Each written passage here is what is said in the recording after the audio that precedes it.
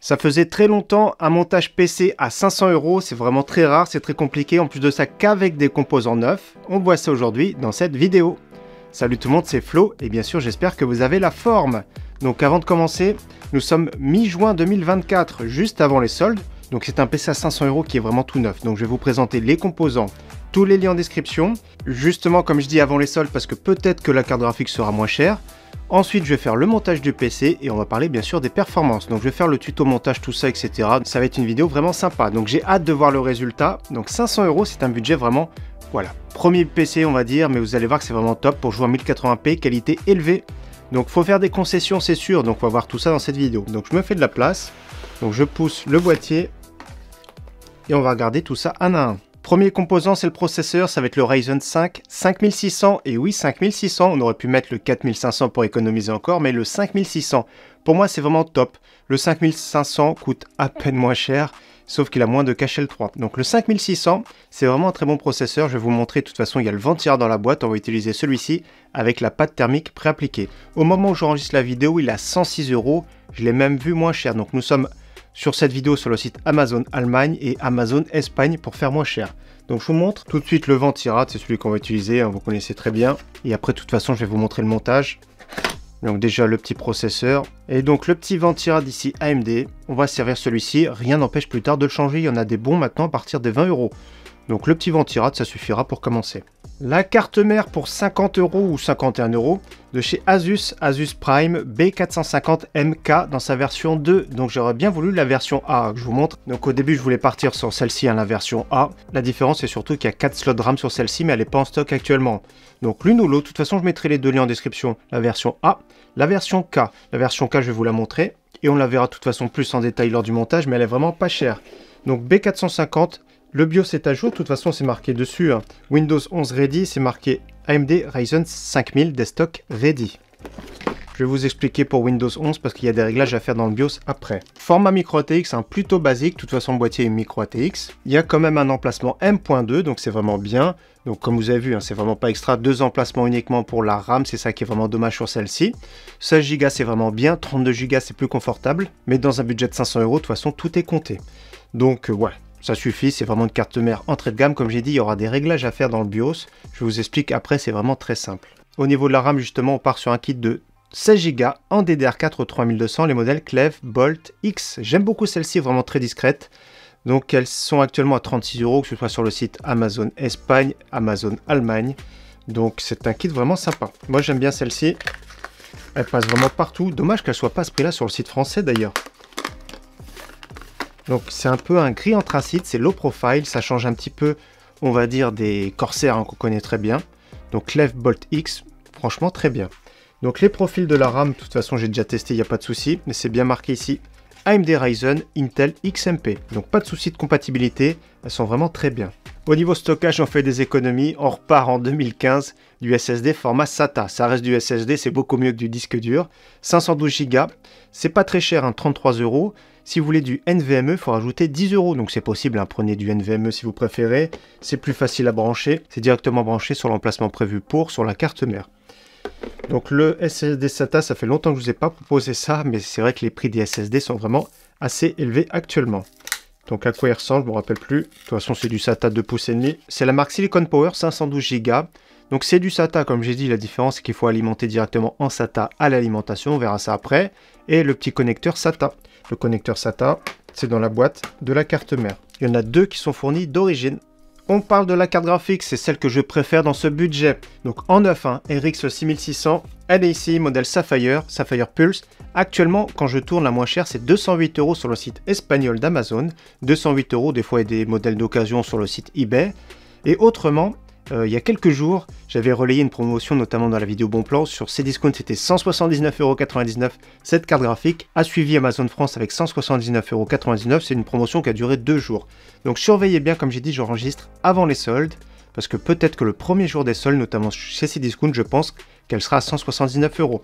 Donc surveillez bien, je mets le lien chez Cdiscount, donc n'hésitez pas à surveiller, parce que c'est une carte graphique super intéressante pour jouer en 1080p, elle consomme peu, performante. D'ailleurs, on va voir après les performances, mais franchement, c'est vraiment le bon choix. En occasion, regardez peut-être une RTX 2070 Super. ce serait plutôt 150 €, voire un petit peu moins, donc c'est possible. Donc ça reste vraiment un bon choix, je trouve, le modèle Sapphire, relativement silencieux tout ça, donc c'est vraiment très bien. Les modèles XFX sont un peu plus chers, donc prenez celui-ci, c'est souvent le moins cher. Au niveau de l'alimentation, bon prix sur l'AMSI 550 watts milieu de gamme, nous sommes sur le site Amazon Espagne pour un prix très intéressant de 45 €, des fois sur le site français pas trop cher, des fois sur le site Infodiscount, donc n'hésitez pas à surveiller. 550 watts c'est tranquille pour une upgrade future, on va parler de la consommation, c'est vraiment peu, mais 550 watts pour mettre une carte graphique on va dire un peu plus costaud, plus tard ça peut être vraiment pas mal. Donc on va la déballer, je la recommande souvent, donc le cordon bien sûr, les petites vis, le petit sachet anti-humidité, et donc nous avons tous les câbles ici gainés en noir, relativement compact. Donc sur le 12 volts, nous avons 546 watts, donc pas mal du tout, hein, c'est vraiment une bonne alimentation. Donc j'ai pas précisé bien sûr, mais si vous commandez sur le site Amazon Espagne ou Allemagne, c'est exactement le même compte client que le site français. Donc voilà, il suffit juste de vous identifier et ça fonctionne. Pareil, je vais mettre tout ça de côté et après on va parler du boîtier. Alors un boîtier qui coûte pas très cher, j'en ai parlé en vidéo bon plan récemment, c'est le Nox Infini Zeta. Il a 36 € sur le site espagnol, 39,90 € sur le site Amazon France. Donc format micro ATX, il y a une petite bande RGB en façade et un petit ventilateur de 12 cm. Donc pour moi c'est vraiment le meilleur à moins de 40 €. Donc on va le découvrir ensemble. Donc j'ai déjà découpé le dessous et je vais le démouler, mais regardez, c'est pour ça que je voulais vous montrer. C'est que sur le bas ici, il y a une petite protection polystyrène pour le verre trempé, c'est vraiment pas mal. Donc c'est parti. Donc il est assez léger, hein. De toute façon ça se comprend pour le prix, la tôle et tout ça c'est vraiment fin. Le petit polystyrène sympa, ça peut servir même pour le montage, donc pour poser le boîtier dessus, c'est vraiment top. Le petit manuel au cas où, mais de toute façon on va voir le montage. Donc il y a un petit filtre amovible ici pour l'alimentation, donc c'est pas mal. Donc découvrons ce Nox Infini Zeta.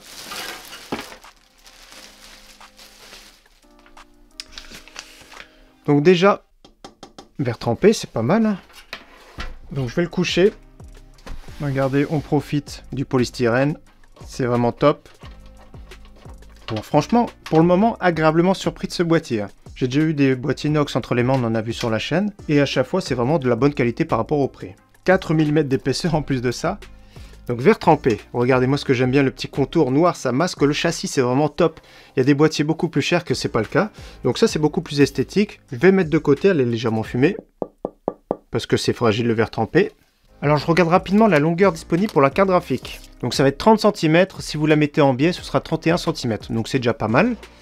Filtré sur le dessus, donc on va regarder s'il y a de la place, mais oui il y a de la place pour du water cooling. Oui, place pour la water cooling de 240 mm, donc c'est vraiment bien, 240 mm sur le top, pour une upgrade future c'est vraiment bien. Il y a des water cooling notamment de la marque Thermalright, environ 50 €, donc ça peut être bien pour plus tard.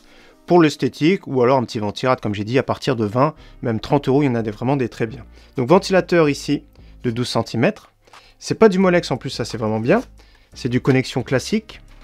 Ce que j'aime pas, comme à chaque fois, c'est la petite fenêtre ici d'ouverture pour l'alimentation. Voilà, pour voir la marque de l'alimentation, ouais, je trouve ça pas terrible. Après c'est sympa, ce sera MSI, mais des fois c'est pas terrible. Et donc deux vis pour l'autre côté. On va regarder de ce côté-là rapidement. Donc comme j'ai dit, hein, économie sur la tôle, hein. C'est vraiment, ouais, ça suffit, hein, de toute façon, en soi, mais c'est vraiment, voilà, c'est souple, hein. C'est sûr, pour un débutant, ça peut faire peur tous les câbles là, mais on va voir ça au fur et à mesure. Donc, il y a un petit sachet avec les visseries, des Riesland, mais je vous conseille d'en racheter des Riesland. Moi, je vais chez Action, notamment, j'achète un petit sachet comme ça de Riesland, c'est vraiment très bien. Alors, ce PC a de l'USB classique en façade, il y a deux ports. Il a de l'USB 3, un port. Il y a le petit bouton pour les LED, donc il faudra alimenter en SATA. De toute façon, ce sera comme le SSD, donc alimentation en SATA directement à l'alimentation. Ensuite, il y a tout ce qui est le front panel, donc power, etc. Ensuite, nous avons le ventilateur à l'arrière et la bande RGB qui sont branchés ensemble. Donc directement, comme j'ai dit, alimenté en SATA, vous gérez les cycles en appuyant sur LED. Également, possibilité depuis la carte mère, mais cette carte mère n'a pas d'adressable RGB. Et bien sûr, nous avons l'HD audio. Donc sympa au niveau du cable management, ouais, c'est un petit peu juste, hein, il y a à peine 1,5 cm, mais ça va le faire. Donc ce PC complet, nous sommes plus ou moins à 500 €, donc plus de 500 € si la carte graphique actuellement à 208 €, moins de 500 € si vous la trouvez à 179 €. Donc ça peut être bien, hein, ce serait vraiment l'idéal. Des fois même le processeur, là actuellement 106 €, des fois je l'ai vu à 99 €. Donc achetez bien si vous êtes un petit peu serré au budget, au bon moment, donc c'est vraiment super important. Avant d'attaquer le montage, petit rappel, j'ai fait un tuto complet, montage PC, je parle de différentes cartes mères, installation de Windows, tout ça. Je remets la petite fiche, c'est vraiment un tuto vraiment sympa. Je mettrai également le lien d'une clé Windows, parce qu'on va installer Windows 11. Donc le lien d'une clé Windows 11 à moins 50% directement en description. Juste précision par rapport à la carte mère, je vous rappelle, il faut vraiment aller dans le BIOS. Donc pour aller dans le BIOS, c'est très simple. Vous débranchez directement le SATA. Donc vous débranchez, c'est vraiment super simple. Il va automatiquement aller dans le BIOS. Quand vous êtes dans le BIOS, il y a deux options à appuyer. Donc pour mettre le profil de la RAM, c'est DOCP. Vous appuyez un clic pour activer le profil. Le Resize Bar, vous mettez sur Enable, donc un clic, vous vérifiez si ce n'est pas le cas. Donc c'est vraiment très simple, ça passe la RAM de 2666 à 3200. Autre chose pour installer Windows 11, c'est important sur cette carte mère, il y a deux options à cocher. Vous allez dans le mode Advanced Mode. Vous allez dans le menu Boot. Ensuite, vous allez dans Secure Boot et vous activez Windows UEFI Mode. Ensuite, vous allez dans CSM, vous mettez Enable. Et pour finir, pour valider tout ça, vous appuyez sur la touche F10 de votre clavier et vous quittez. Donc c'est vraiment très simple, comme j'ai dit. Le mieux, c'est de débrancher votre SSD. Comme ça va directement dans le BIOS au démarrage. Après, vous pourrez remettre votre SSD et faire l'installation de Windows, comme mon tuto qui est en description. Donc c'est vraiment un tuto complet très intéressant pour installer Windows. Donc c'est parti, maintenant je m'attaque au montage. Alors pour le montage très simple, déjà voilà, il faut un petit ciseau ou une pince coupante, des petits riselants comme j'ai dit en plus, c'est vraiment bien, c'est vraiment beaucoup mieux. Et un tournevis classique, rien de particulier. J'ai récupéré les vis du boîtier. Et ensuite j'ai tout sorti, vous avez vu. La carte mère, le processeur, il y aura le ventirad, la RAM, le SSD, mais on verra ça après. Et on va regarder un petit truc dans la boîte ici. Dans la boîte de la carte mère, ce que vous pouvez prendre, c'est les nappes SATA, qui sont rangées juste ici. Donc comme j'ai dit, il y en a deux. Et juste en dessous, donc il y a les manuels, tout ça, on n'en a pas besoin. La petite plaque IO-Shield pour mettre à l'arrière du boîtier, on verra ça après.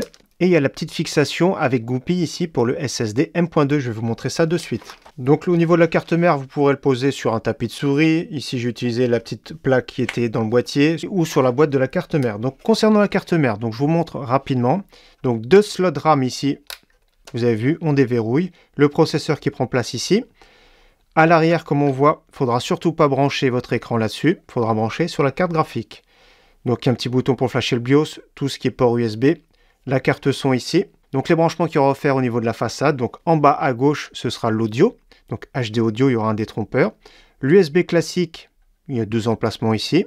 L'USB 3, c'est celui-ci. Ensuite, à ce niveau-là, c'est tout ce qui est branchement de la façade. Donc c'est le JFP1. Il y a le power, tout ça, c'est bien défini. Le power notamment, je vous montre. Ça va être les deux. Ici, le power, en haut à droite. Donc uniquement celui-ci suffit pour démarrer le PC, le reste après on s'en fiche un petit peu les LED d'activité. Le câble SATA, il faudra le brancher sur un de ceux-là. Et après, il faudra le brancher bien sûr sur le SSD et l'alimenter en SATA.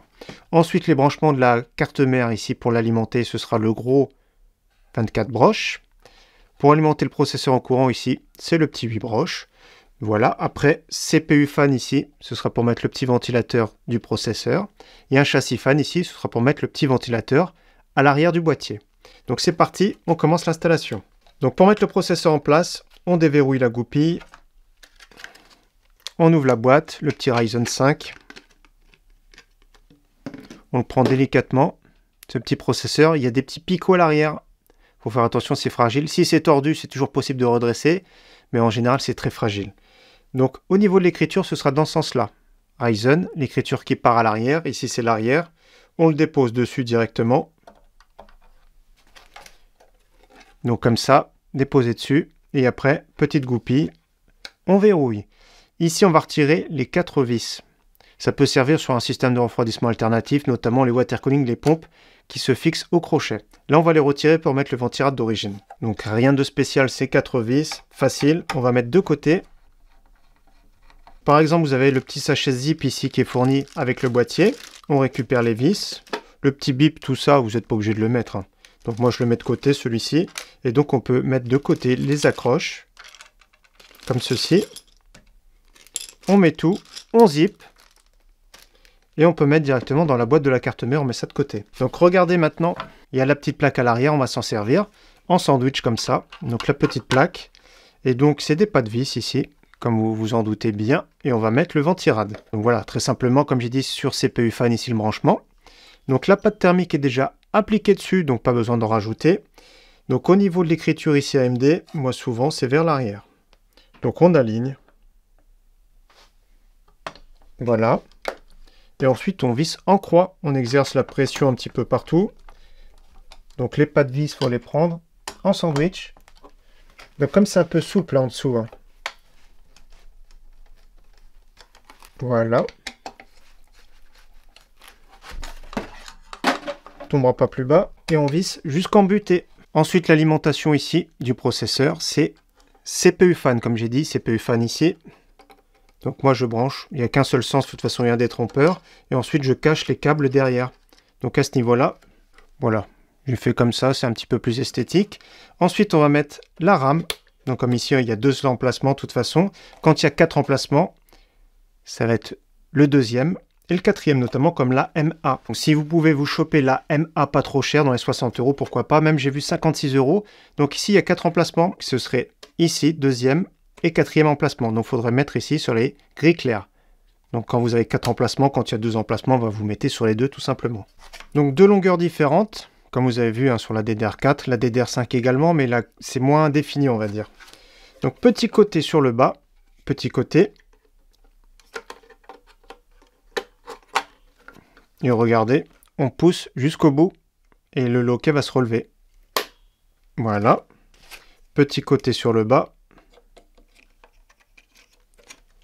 On aligne, on pousse jusqu'au bout, le loquet va se verrouiller. Et voilà. La RAM est en place, le processeur avec son ventirad. Je vous montre pour le petit SSD. Si vous prenez un SSD M.2, comme j'ai dit, c'est 10 € plus cher. Ça va être ici 22,80. Il faudra mettre 22,80. Donc c'est le standard, on va dire. Regardez, c'est ça un petit SSD, hein, 22,80. Et regardez où ça tombe. Hein. C'est bien sur le 22,80. Donc il faut mettre la goupille en place. Vous êtes tranquille pour plus tard. Donc soit pour maintenant pour ceux qui prennent du M.2, soit pour plus tard pour rajouter du stockage. Voilà, c'est pas mal. Hein. Franchement, c'est bien pensé cette petite goupille. Donc vous avez vu ce que ça donne. Après, si vous avez votre M.2, donc il y a le petit détrompeur. Vous mettez comme ça. Et après, avec votre goupille, il n'y a plus qu'à verrouiller. Donc vous verrouillez comme ça, vous poussez jusqu'au bout. Voilà ce que ça donne. Je vais le laisser en place parce que j'ai mon système qui est déjà dessus. Donc ça donne ça. Ensuite, pour la carte graphique, elle prendra place ici. Hein. Pour ceux qui ne connaissent pas, c'est le port PCI Express. Pour l'enlever, il faut appuyer ici sur la goupille. Donc la carte mère, maintenant, on n'en a plus besoin. Je la mets de côté. Alors maintenant, ce qu'on va faire, c'est qu'on va s'occuper du boîtier. On va mettre l'alimentation pour commencer. On va un petit peu ajuster les câbles. Donc le boîtier, je l'ai mis là. Donc, tout de suite, ce que je fais, moi, je vais l'incliner. On passe de l'autre côté, côté cable management. Et donc, tous les câbles qui sont là, qui partent de la façade, déjà, je vais commencer par les attacher ensemble. Vous avez des accroches ici sur le châssis. Donc, je vous conseille de les utiliser. Donc, on peut déjà accrocher 2 comme ça ici. Voilà. Après les ciseaux ou pince coupante, mais les ciseaux tout le monde en a à la maison. Voilà. J'ai déjà regroupé tous les câbles ici de la façade, donc c'est vraiment bien. Et donc ce qu'on va faire pour commencer, c'est mettre l'alimentation. Donc l'alimentation ici. Dans notre cas, tous les câbles sont fixes. Ventilateur sur le bas. Donc vers le bas, pour prendre de l'air frais de l'extérieur, c'est filtré. Donc ce que je vais faire déjà, c'est que je vais détacher tous les câbles ici.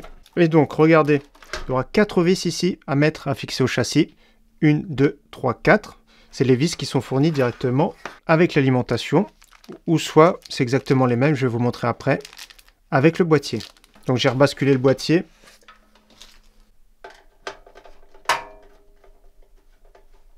Donc précision, hein, l'alimentation quand c'est sur 0, le petit loquet ici, c'est que c'est éteint.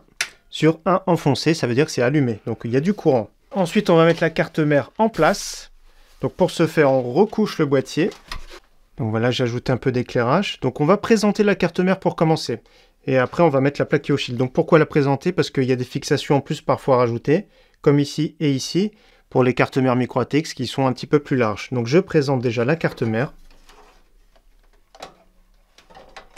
Je m'aperçois que la petite entretoise tout en bas, il faut que je la remonte d'un cran juste ici déjà pour commencer. Pas forcément évident de l'enlever comme ça à la main. Dans le meilleur des cas, il faudrait une pince. Voilà, donc déjà ça c'est en place. Ce qu'on va regarder également, c'est l'emplacement de la carte graphique parce que les équerres sont à casser. Donc je remets la carte mère en place. J'ai pas encore mis la plaque IOShield, la plaque arrière. Je vais présenter la carte graphique. Donc la carte graphique va tomber sur les deux emplacements du haut, les deux équerres du haut. Donc on va regarder de suite. Déjà il y a une petite plaque à dévisser.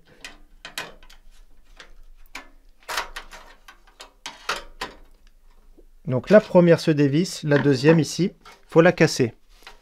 Donc comme ça, va et vient. Regardez, ça c'est poubelle. Et donc la première équerre se dévisse.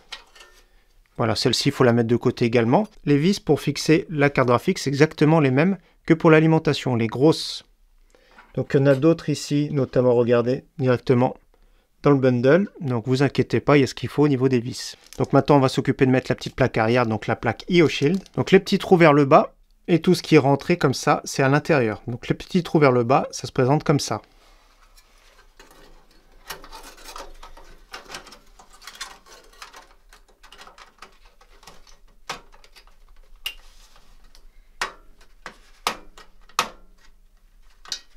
Bon, il y a juste à pousser et à clipser, donc c'est pas mal. Donc maintenant, voilà, on peut mettre la carte mère en place. Donc là, il y a un petit peu les câbles qui gênent du ventilateur, donc j'incline comme ça tout doucement.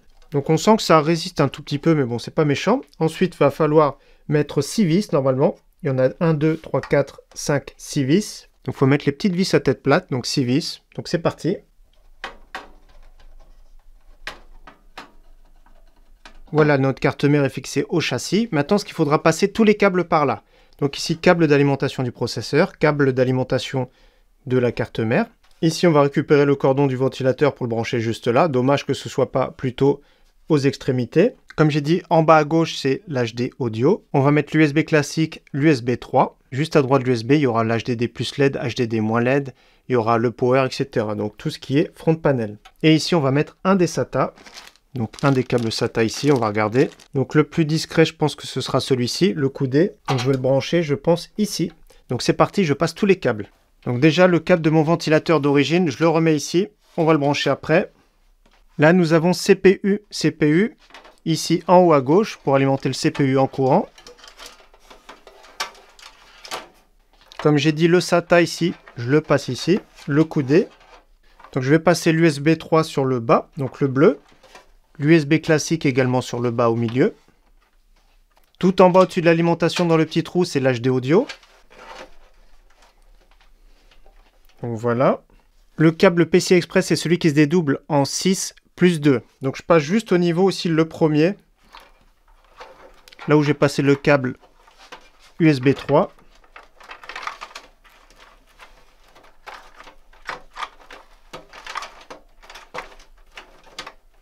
Donc ce sera pour alimenter en courant la carte graphique. Juste ici le 8 broches, de toute façon ce sera là. Je passe les câbles de la façade, donc power, etc. Là où j'ai mis l'USB dans le premier. Et je passe en dernier le cordon ici, 24. Donc il passe là, oui ça passe. Maintenant je vais coucher le boîtier, je vais vous montrer tout ça. Là, je commence par l'alimentation, le plus gros ici sur le côté. Très simplement, il y a un détrompeur comme à chaque fois. Voilà, ça pince ici.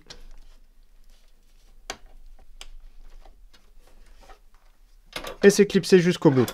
Ensuite, pareil, pour le processeur ici, pour alimenter, il y a un petit détrompeur. C'est un câble qui se dédouble, 2x4, mais on laisse tel quel. Donc c'est alimenter la carte mère en courant déjà, donc c'est vraiment bien. Pour alimenter le ventilateur à l'arrière, donc il y a le petit détrompeur comme vous voyez, c'est très simple. On fait glisser, châssis fan. Ensuite, ce qu'on peut faire ici, c'est qu'on peut mettre du riselant. Donc on va raccourcir ce câble. Donc ensuite, on peut le cacher derrière, comme ici, comme ça. C'est plus joli. Ensuite, on va sur le bas. Alors, à gauche, c'est l'HD audio. Il y a un petit détrompeur ici. Voilà, c'est simple à mettre, mais c'est pas très joli, hein, le code couleur ici. L'USB, il s'est barré, mais bon, je vais le remettre après, l'USB. Donc, on va passer à l'USB 3. Il y a une petite encoche également. Ensuite, je vais brancher le petit SATA. Juste à côté de l'USB, c'est le JFP1, ce qu'on appelle.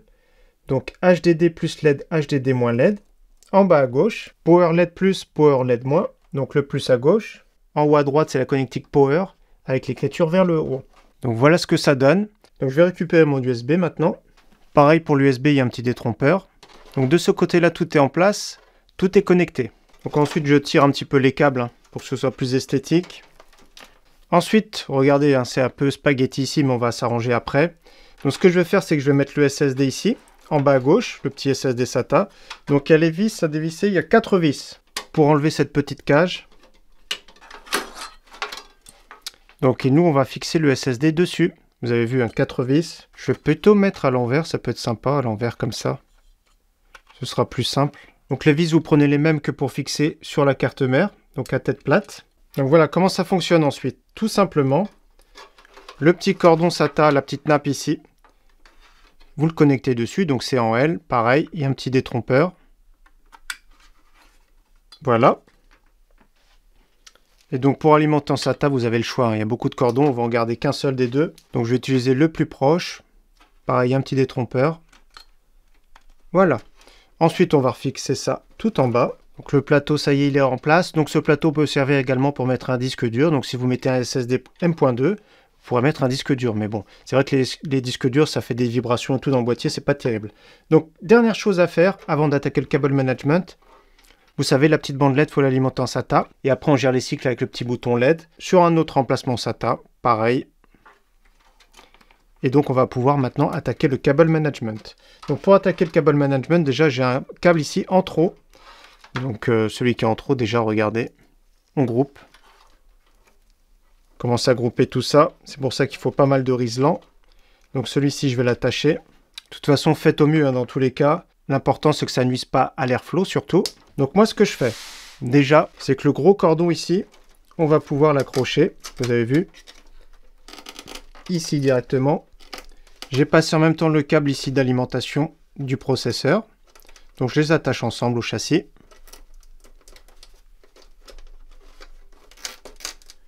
Voilà. Pareil, il y a un deuxième accroche ici.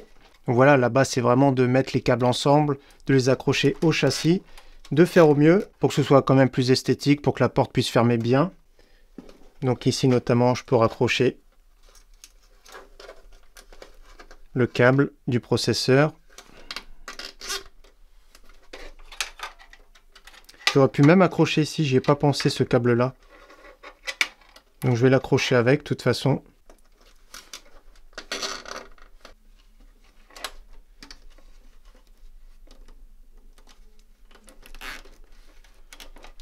Donc déjà, on commence à y voir plus clair. Avant de continuer tout ce qui est en bas, notamment, on va mettre la carte graphique en place. Donc pour la carte graphique, très simple, on a déjà retiré les deux équerres.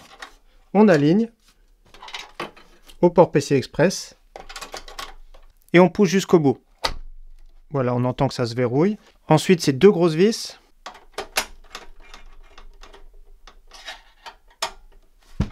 Voilà, je serre la petite plaque à l'arrière. Il faut l'alimenter maintenant ici. Donc pour l'alimenter déjà, j'ai pas besoin des deux câbles, donc je vais l'attacher ici. Je n'avais pas vu ici en bas du boîtier, on peut directement sortir le câble pour la carte graphique. Donc pareil, hein, c'est marqué PCIe, PCI Express. Regardez, hein, c'est 6 ou 8. Et donc pareil, il y a un petit détrompeur avec une accroche. Voilà, c'est alimenté de ce côté-là. On n'y revient plus. Donc je vais finir le câble management, je vais finir d'accrocher tout ça en bas, c'est pas très joli et je vais vous montrer ce que ça donne au mieux.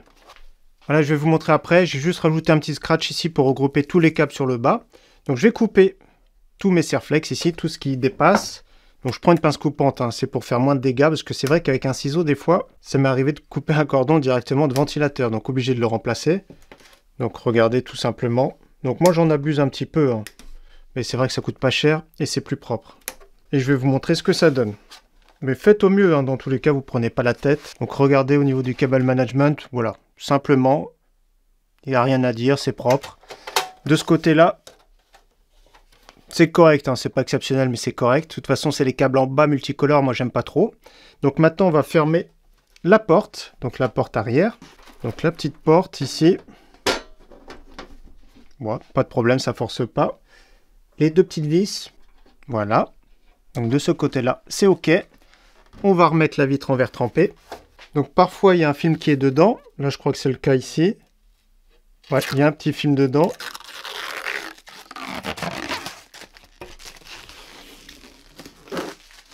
Voilà. Je pose la vitre délicatement. Voilà, je vais retirer le deuxième film. Ça, c'est le petit kiff de fin de montage. Oula. Quand je dis qu'il faut faire attention.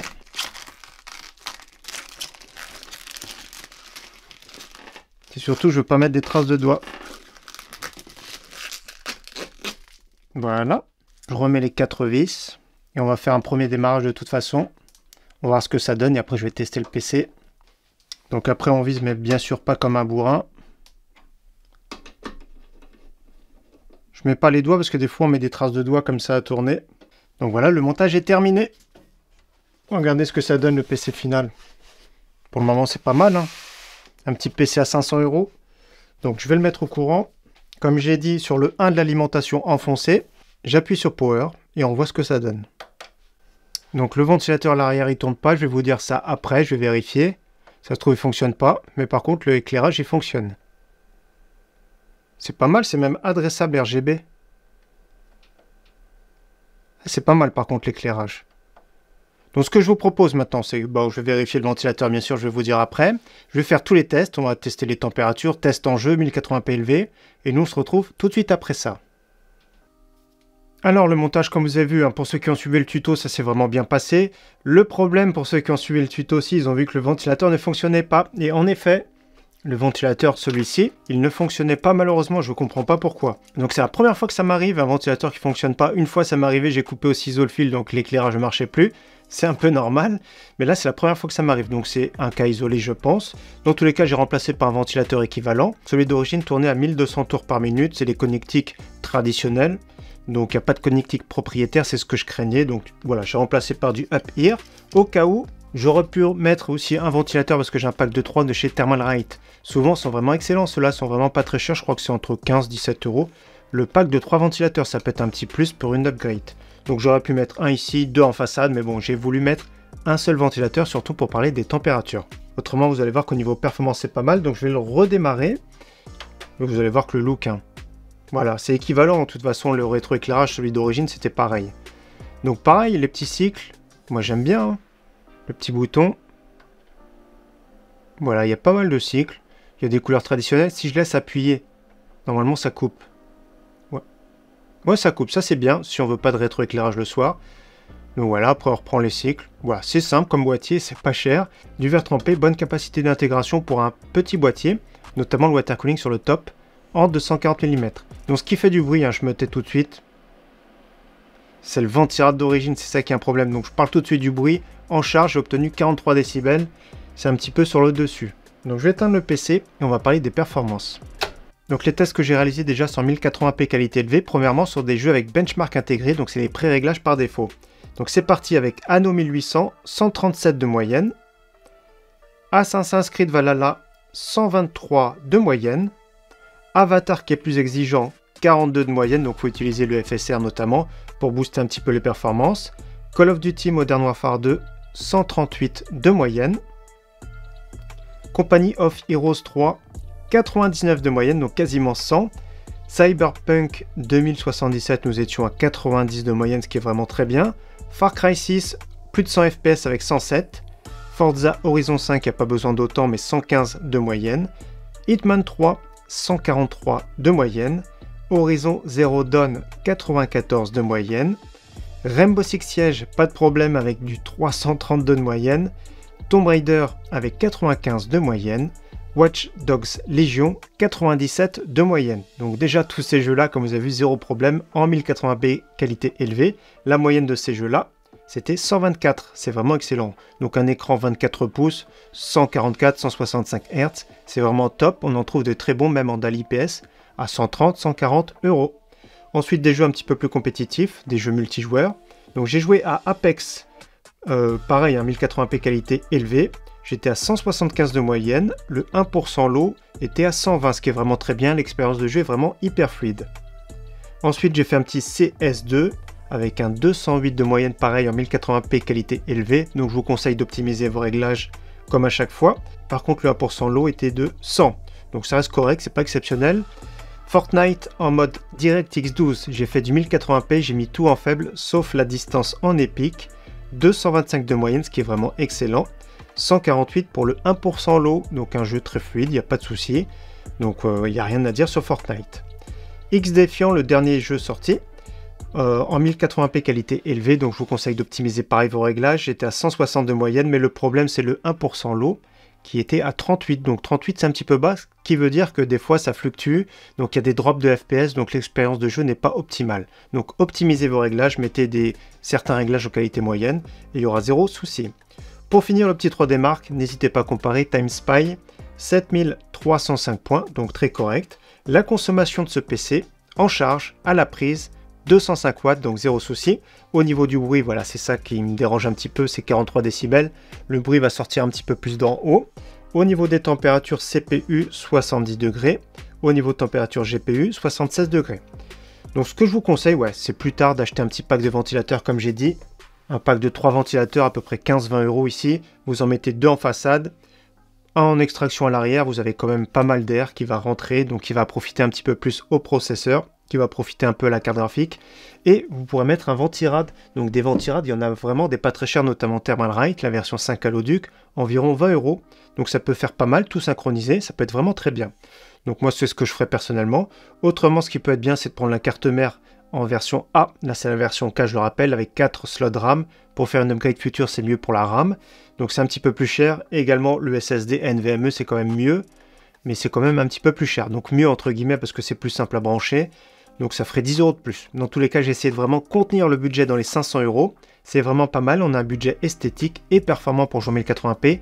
Et surtout avec des composants neufs. Parce que c'est possible de faire des PC à 500 € en prenant par exemple uniquement la carte graphique d'occasion. Donc voilà pour cette vidéo, j'espère encore une fois qu'elle vous aura plu. Moi ça m'a fait plaisir, ça faisait très longtemps de monter un PC à budget à 500 €. Je trouve ça vraiment un budget très intéressant pour un premier PC. Si j'avais un petit peu plus de budget, ouais, j'aurais changé la carte graphique pour une 6650 XT. Ça aurait été plutôt 550 €, mais ça aurait été vraiment également très performant. Et même le PC aurait été plus à l'aise pour jouer en 1440p cette fois-ci. En tout cas, encore une fois, merci à tous d'avoir suivi cette vidéo et j'espère qu'elle vous aura plu. Je vous dis à très bientôt sur ma chaîne. Ciao, bye!